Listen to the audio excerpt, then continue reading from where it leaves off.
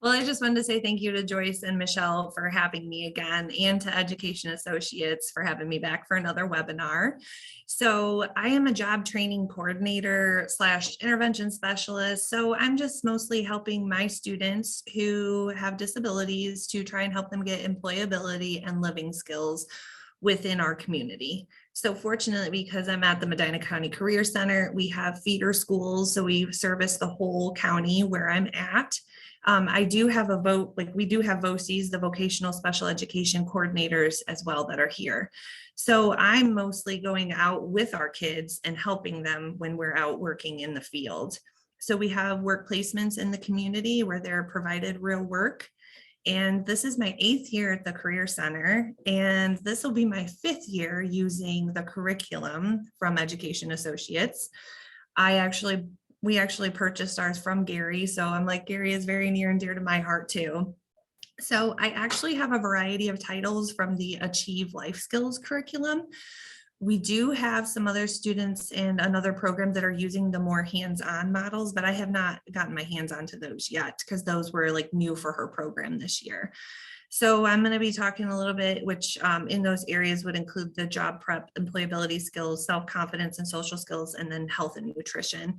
And I'm going to focus on a couple of areas that have helped me, especially when COVID hit, how we've got online options, all of that good stuff. And if you have ever any questions, my email and contact information is there. I know the last webinar I had someone reach out to me and just ask me for some of the information that I had used in our program, our webinar the last time. So let's chat about how you can make this curriculum work for you. So when I first got this curriculum, I was like, holy moly, they gave me the flash drive and I can do whatever I want. Like, whoa, that's wild to me. So that's exactly what I did. I contacted Shelly and she kind of walked me through it. There are 2 different levels that you can have for your students. So there's the 3rd to 4th grade reading level, and then there's the 6th to 8th grade reading level. I mostly use the 6th to 8th grade reading level, but I do have some students this year that I've been using the 3rd and 4th grade reading level with. So with the curriculum, I divided up the whole thing. It has information, and then it's got like assessment questions within it. When my kids would see the whole presentation up, they would get so overwhelmed because they could see the little number at the bottom of how many slides were left. So I divided it up into sections for them. And then throughout the slide, to kind of keep their engagement and understanding and comprehension and just doing check-ins with them, I add little questions throughout the slide just to ask them, like in one of them, you'll see in the example, it's like, where would you like to live? What kind of house would you like to live in? Let's start talking. Are you looking at an apartment? Do you want to go to Florida? Because right now I would really like to live in Florida. But then those students can also answer in a variety of ways. So I have it up on the board. I'm fortunate and I have whiteboard tables. So my kids can write down the answer right there and I can walk around and check it. I have some kids who like to type. I have some who like to write. I have all of those options available for them. It just depends on whatever's best for them. So let's take a look at the examples that are on the next slide. So this was what I was talking about with, you can see over on the left, it's the living on your own section or curriculum that I used for this one. So the kids are going over about where to live, how to choose an apartment. And so in the next slide, it's going to talk about what are some of the factors that you should have in choosing an apartment. So I'm trying to get that probing question to have them think, okay, I need it close to my work. I would like it close to the grocery store, or vice versa. You want to be far away and you want to drive. Do you have a car? Can you get to work? Can you get to your apartment? Is there transportation there if you're not driving? So just trying to come up with some of those ideas and questions for the kids to help them think more about their future, because it's scary for them. Then also, what's great is there's pre-assessment questions and post-assessment questions within the curriculum. So you can see over on the right side, I have those questions. I'll sometimes post them up on the screen. And again, the kids can either write it on paper, write it on the whiteboard, or I have it in Google Forms, which the kids can take the test that way. It's just whatever is best for them. So I like that the curriculum can be modified to accommodate all of your students, which has been really beneficial for my kids for sure. So let's move on to the next slide. So one of the big things that we've kind of figured out within my career center is that my students aren't always making the connections out into the community. And I'm not sure like if it's transportation, timing. So I'm trying to incorporate that within my class. So like the living on your own example, we research apartments and houses in the community. So that's a way you don't even have to leave the classroom if transportation is an issue for you. Another thing that I did, one of my subs was a realtor. There are a lot of realtors around, more than you would think. She scheduled it for us to go check out an apartment and a house that was up for sale. And she went over all of the things that I wish that I would have known when I was looking for a house. So you can even do virtual tours. A lot of the places now have those virtual tours, or you can look at the pictures of the places or the houses or apartments. The other thing too with community is I have the some of the shopping. That's what I do with life skills, and my seniors will be starting to do this. We're going to start going to the grocery stores. So one of the things I did over COVID, grocery shopping online, was the best thing. So it has really helped them in being able to look and see what's the best price, which grocery store should we go to. So, and it's nice that they can make a list now. There's just so many things that are out there for our kids to help them be successful when they leave us. So they can do it online or in person if you have, the transportation means. One of the coolest things that we did is just requesting a tour of the grocery store, like all of the cool behind the scene things that you don't usually get to do. And again, all of this relates back to the curriculum because you're going through all of these items, what do you need in the grocery store? Produce is up front and to stay away from the middle aisles and hit all those goodies. So it's always good to have, we've got our curriculum, but we also can connect it to the community for our kids for their life skills. So let's go on to the next slide, Joyce. All right, so here are some of the resources that have worked for me, and that would be like Google Forms to create assessments. And you can see I did use Kahoot, but if you've used Kahoot, it's an online system, and I believe I talked about it in the last webinar that I was on. It has the questions up on the board for you. You create it, and the questions are up on the board. The kids get to use their phone or a computer or some kind of technology device to answer the questions. It's fun. The kids love it, but I felt like sometimes it was a little too quick for my kids. So that's why I've done the Google Forms and just kind of more reiterating it. Kahoot seems to be okay for the pre-assessment because they don't know a whole lot when we get into stuff. And that's what they always start freaking out. I'm like, it's okay. We're going to get to it. You may know it, you may not. We'll get there. One of the coolest things that somebody else had shared with me is Pear Deck. So to go back, the curriculum is all on PowerPoint. You can easily add it into your Google Suites and make it into a presentation, Google Slides. With Google Slides, there is Pear Deck, which is an extension of Google, which makes your slides interactive, and it's really fun. We've done some really cool things, like more like not educational, like draw a Christmas tree. You can ask poll questions. It can be multiple choice. There's all kinds of fun things to do. So it's while you're in the middle of teaching. So that's really nice that you can have that interaction. And when we go to the next slide, we're gonna get into Pear Deck. But the last thing I wanted to talk about is, again, use your community. when you're out in the community, or even like I went to the grocery store, or even just the people that are working in those areas, and asked, what are some things that you're seeing? What are some things that students need help with? Can they come to you, and can you give them a tour? Can you explain why you would pick this apple over this apple? A lot of the times the kids aren't going to go up and ask those questions. So, and it's great too when you're in the community, because you can encourage your kids to go and ask someone for help, because that's what we're all doing in this world of learning. So if we move on to the next slide, this is Pear Deck. And you can see down at the little corner, there's a little pear. And so this was that slide again with where to live in the apartment, where you want to live. And so my question would be, what do you think are some factors in choosing an apartment? And then if you look over to the right, I can see the student view or what they see, and they type in the answer. It comes up just like that for them. And then I can see what their answer is.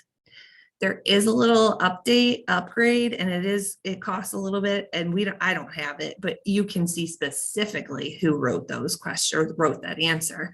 So that's pretty neat too. And then it also has the multiple choice, like you can see, just like the Google Slides, it's just an easy application that doesn't need to add a lot of stuff to it to make it work for you.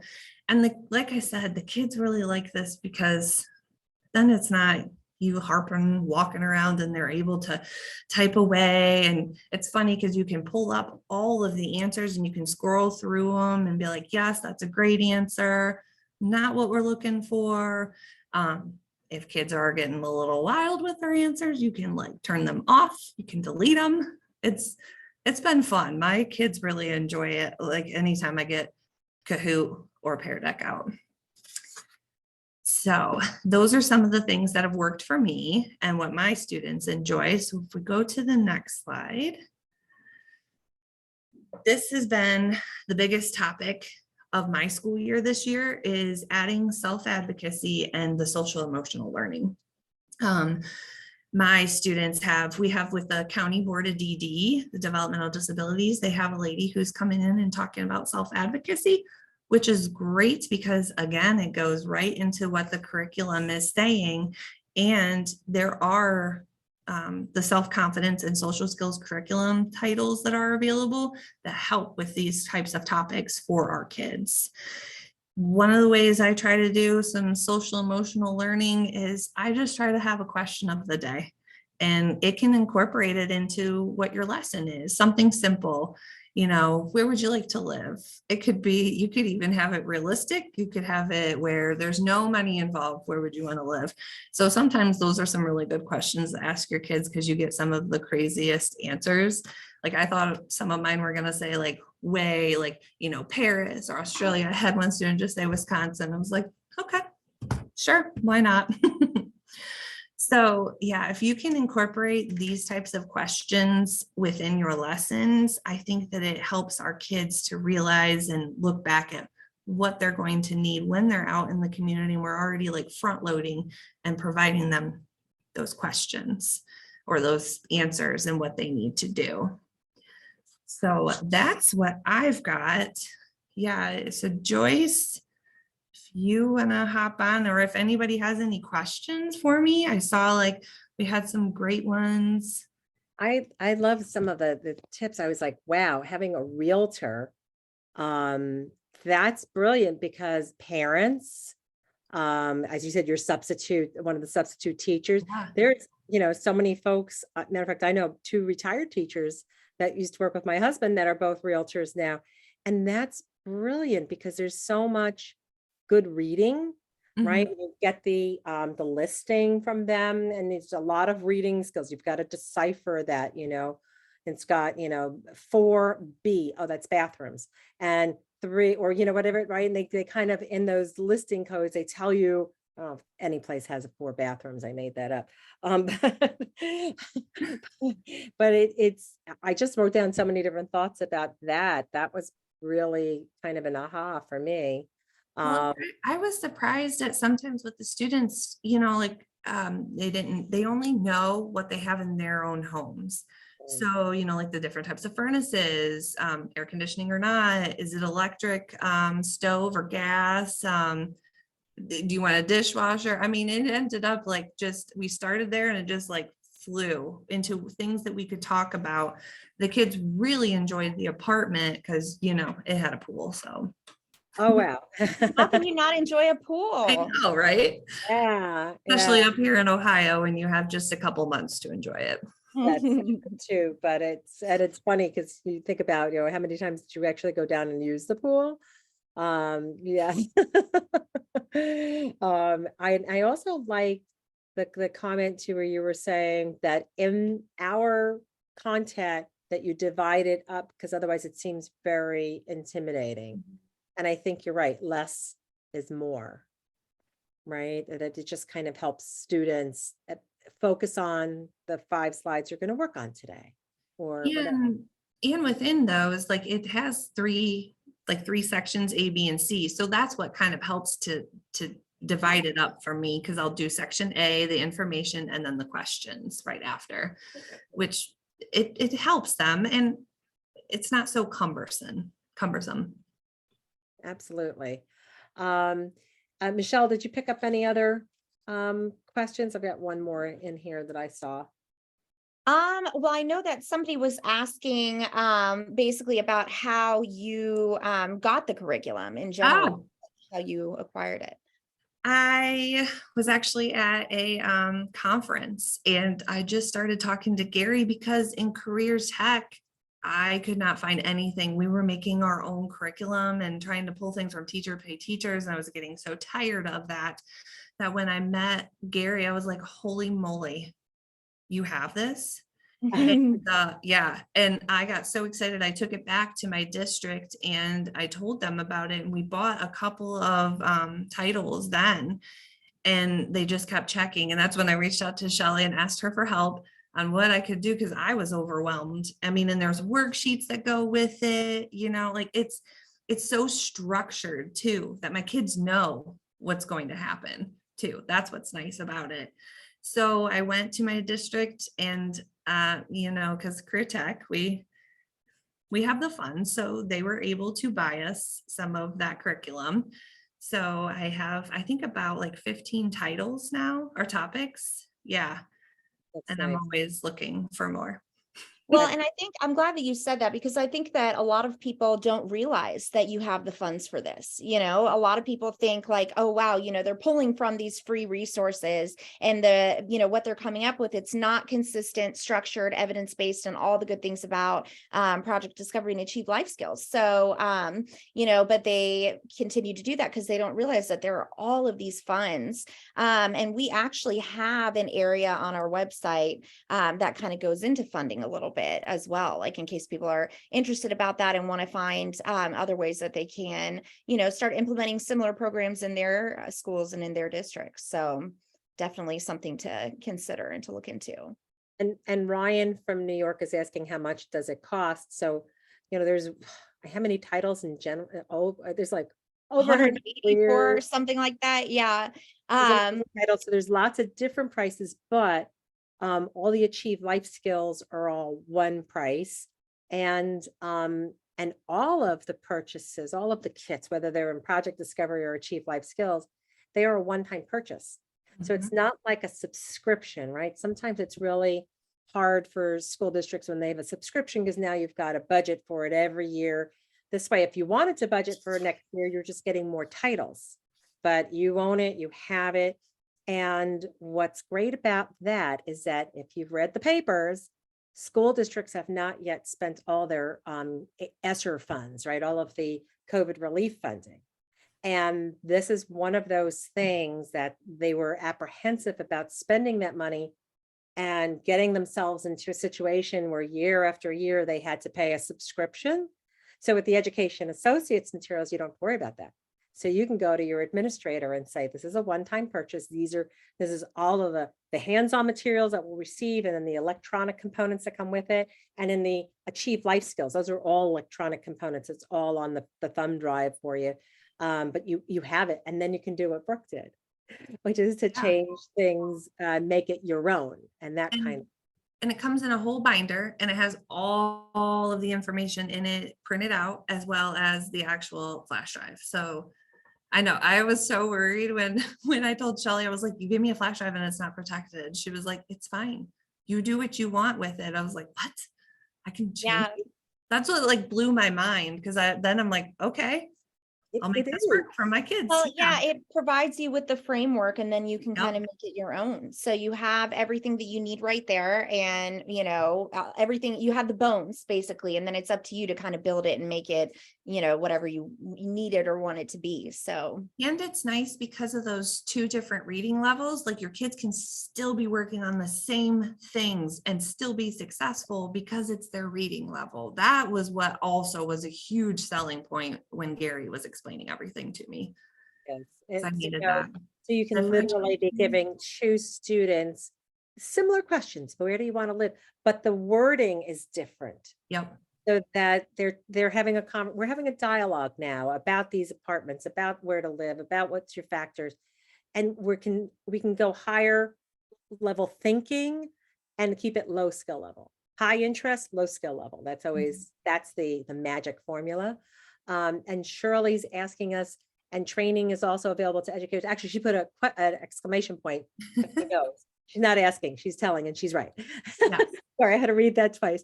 But yes, we have the professional development that comes along with it. So you're not out there on your own kind of sink or swim sort of a thing. So yeah. yeah, I'm starting to get a lot of questions actually about funding and, you know, pricing and things like that. I am happy to connect anybody with an education associates representative who can talk to you more about that information. So if you want to be connected with somebody, you can go ahead and stick something in the chat or the Q&A, and I'll take down your information and make sure that I, you know, direct you in the right place. And Michelle's contact information is on this slide. I'm going to go ahead and show a couple of other things, but then we'll also just, we'll put this information, this contact information back up in just a moment. So because some of this I think gets to be relevant as we're going on through, but we do want to say thank you so much, Brooke. Thank you for having me. Because we could stand there and we can say, till we're blue in the face, oh, and you can do this and you can do that. But that's theory. When you say, here's what I do, it makes that much more of a difference. So really, It's just like the students, you know, they won't always listen to me, but if I have a guest speaker and it's like, whoo. it's at home, same thing. Yep. So here's where you guys can find some information. So first of all, everything kind of starts at educationassociates.com. If you get that down, you've got more than half of the pathway there as we were going on through things. And then point your attention to resources, right? So when you go on into the resources page, there's a whole bunch of stuff that's available.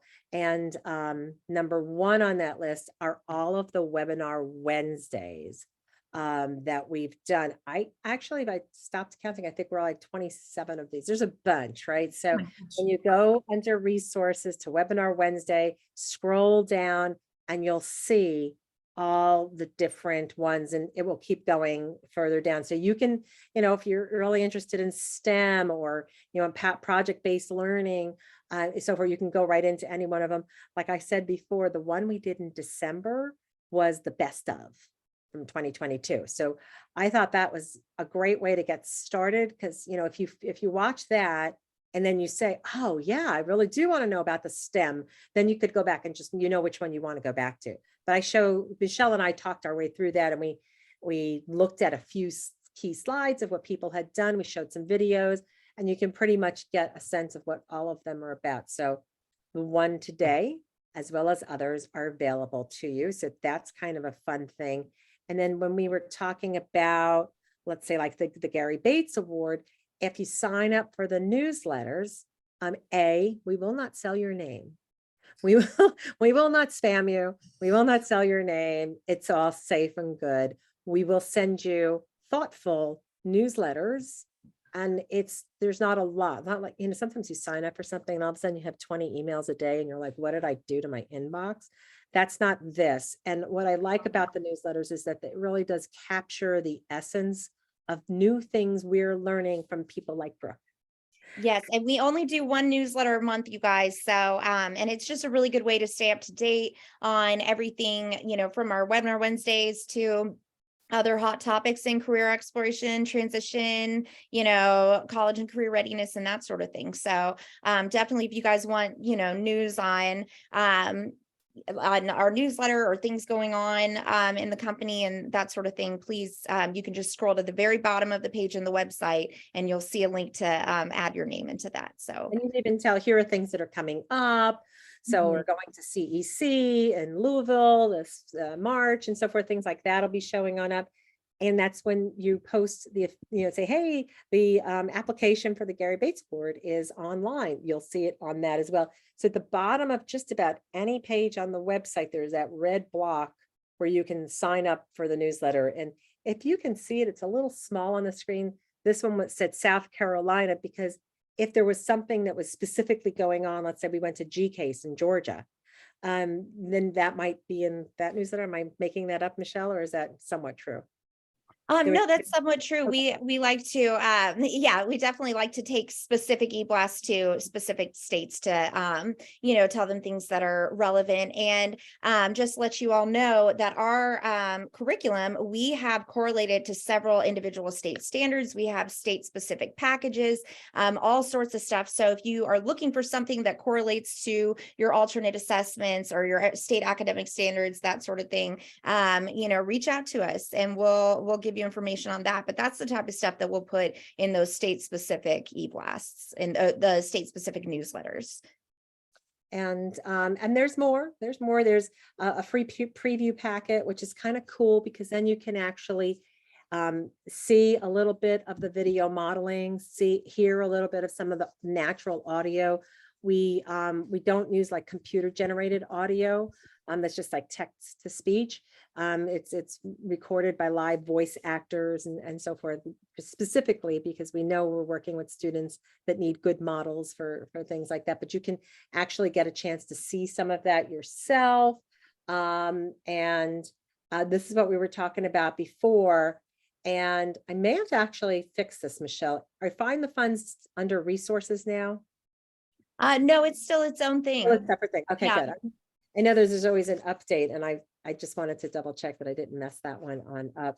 But yeah, so there are several documents. This is kind of a summary one, but then there's another document that goes into Carl Perkins or into IDEA, into the ESSER funding, and it'll tell you which ones of the programs are kind of this is just a good thing to hand to the administrator who's making, here, in case you're looking, here's ways that you can find the funding. And like I said, I think one of the big things that somebody had shared with me was ESSER funds are friendly to one-time purchases, single purchases, like Yes. people bought devices with it. Well, can be thought of in the same way. You're building your library and you're not going to encumber future costs. So just helping One-time purchase for one-time funding. Yeah, but you can use it, but you use it forever. Yeah, That's and right. I've had 5 years for mine. I've had it that long. That's awesome. The good thing about these correlations too, the funding correlations, is that it takes all the guessing out of it, right? So you don't have to worry, you can say, oh, I really, really like, the project discovery kits. And then you can look and say, okay, I can buy them with this fund, this, and this, and see all the millions of different opportunities and choices that there are, because there are a lot more than what you guys think. So it'll be really, really helpful for you, for sure. And then last but not least, we, as Michelle was saying, she does, and the reps will do these personalized Zoom overviews so that you can get in there and just ask whatever questions. We've had a lot of people who will schedule those right from the screen. You can go right into a little app and a Calendly app, and you can schedule it right then and there. And I've had directors who scheduled it when they have their team meetings, so that the whole team sitting around the table could look at it together, ask questions, and then they turn us off, and then they can decide on their own, is it appropriate? How would they use it, et cetera. And I just thought that's a good way, instead of one person having to watch it and then come back and explain. It's never the same as if you get to ask your own questions and things like that. So I that- completely agree, Joyce. I think that anytime that we have, a group of, your team, right? Because you want buy-in from everybody. You want everybody to feel comfortable about the program and confident and have input of, what's the best option for you. So the more people that you can invite, the better. And it's not like a scripted thing. It really is more of a conversation, and we'll show you images and give you all the information that you need about the products and kind of talk to you and really work with you on what the best solution is for you guys specifically. We're not going to just try and give you, sell you the moon. It's just, what can we do to help you and your students and your teachers and make your lives easier? Absolutely. Absolutely. So, so that's just a little bit more about where you can find some things. And here's our contact information again. I believe that when you exit this webinar, there will be a little pop-up, which is just a survey asking you, what you thought. It takes like literally a minute, not even, maybe half a minute to fill out. The most important part about it is it does ask, what future topics would you be interested in hearing? And that helps us go out and find presenters. You know what, I'll even be bold and say, if you're using some of our products and you'd like to even talk with us about being a presenter, fill it in, put it in on that, or contact Michelle, let us know. And we'd be glad to have that conversation, because that's who we like to bring up. We like to bring up people who have done this themselves. Maybe Michelle, you might want to talk just a teeny bit about what's coming up, because this month we pushed this to January 11th because it was because of the holiday, right? Last week, or nobody was going to be around for it. But we're right up on the next one, which is going to be the first Wednesday of February. Words will come out of my mouth eventually. Yes. And So that's going to be a fantastic webinar. So I strongly encourage all of you guys to register to come to that. And even if you can't make it, just register anyway, and we'll send you the recording. But it is with a woman, Karen, and her last name is escaping me, Joyce. Oh gosh. It's on my other screen. I can do it. I'll find it. But she calls herself the special education boss. And if you guys want to Google her really quick, she's fantastic. And, the things that she talks about, the topics, the things that she does in the community and stuff, she's fabulous. And we're super excited to have her. So keep an eye out for that email from us to register for that webinar too, because you're definitely not going to want to miss that. And I'm putting it on into the chat. There we are. Yes. Karen Yes. Mayor Cunningham, the special education boss. It's just like cake boss. I love it though. That's fun. That's a lot of fun. It's really good. So I think we're good. So we're going to give you some time back on your day. Yeah, unless anybody else has any additional questions. We're happy to take them right now. If you guys have anything you want to ask, you can enter it into the chat. And otherwise, we're just going to say thank you so much, Brooke. We know it takes thank time you. out of your day and energy, and we really appreciate you. And we're just so grateful for what you're doing for all those students. It's really. I'm glad that I got to be on here with you guys again, and that I'm so grateful that I found this curriculum, and I'm not paying teachers pay teachers. Well, I'm so glad to hear that. And yes, everybody feel free to reach out to me if you have any questions. If you want to talk more about the curriculum, my contact info is right there. And, I'm happy to connect you to whoever and help you figure out what's best for you guys. But yes, Brooke, we appreciate you and all the work that you do. And to all our attendees, we appreciate you guys and all the work that you all are doing. So thank you, everybody, for, really making big things happen with our kids and in the community. Right. Absolutely. Okay. Well, thank you so much. Have a wonderful day, and See you in February. See you next time. Yeah, absolutely. Guys. All right. Bye, guys. Awesome. And I'll end it. Thanks so much, Brooke. Really good job. Oh, thanks. Okay. Take care. You too. Bye.